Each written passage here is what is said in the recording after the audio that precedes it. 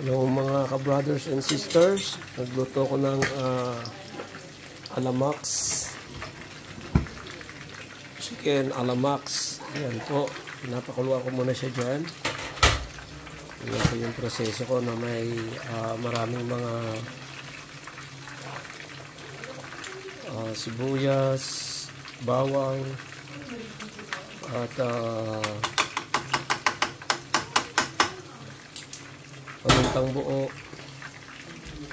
daon laril at asin. Tapos ito na yung papakuluan mo ito ng mga isang oras, papanlubutin mo. Tapos ito na yung yun. Bali pinipirito ko po siya mga kapatid. Yun, nakaprito po siya yung Alamax. Sarap po, crispy. Ngayon, ang pagpapiprito nyo dyan mga kapatid, mga ka-brothers and sisters, dapat may bawang. Para may lasa po, may pagkalasa po yung manok. Yan. Sarap niyan. Yan na po yung Alamax natin, no? Yan na po. Luto na siya. Sarap to the bone po yan. Umihiwalay po yan sa buto.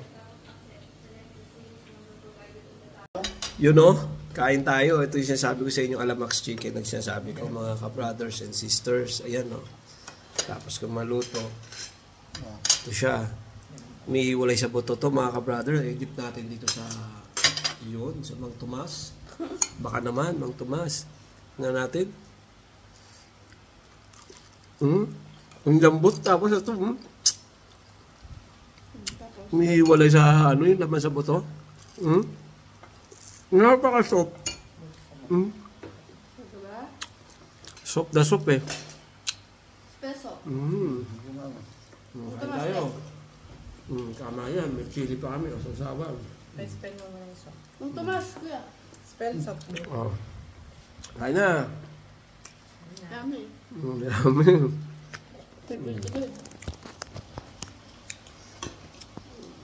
Kain tayo.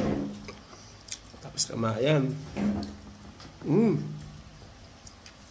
Tapos alam natin cucumber. Chili oh. Dami mo sinasabi. Ito mga kapatid, tingnan mo. Tingnan mga ka-brothers sisters. Diba ito yung dulo, madalas matigas. Gaganyanin mo lang mga ka-brothers sisters. Napaka-soap. Oh. Ang YouTube. Hindi. Naka-video lang ata. Ito yung kasi yung ginaganda sa aking version ng Alamax.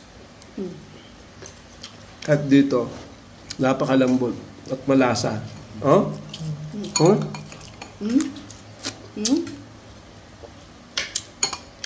Pino eh. Durog eh. Ito ko sa Kuya Ervin. Tapos may chili spicy kung ginawa na chili adobo style ni Brother Ruben.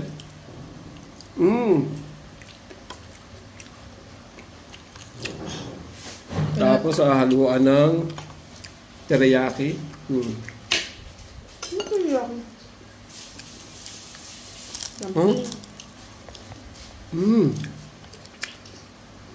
Hindi kami ni Kuya.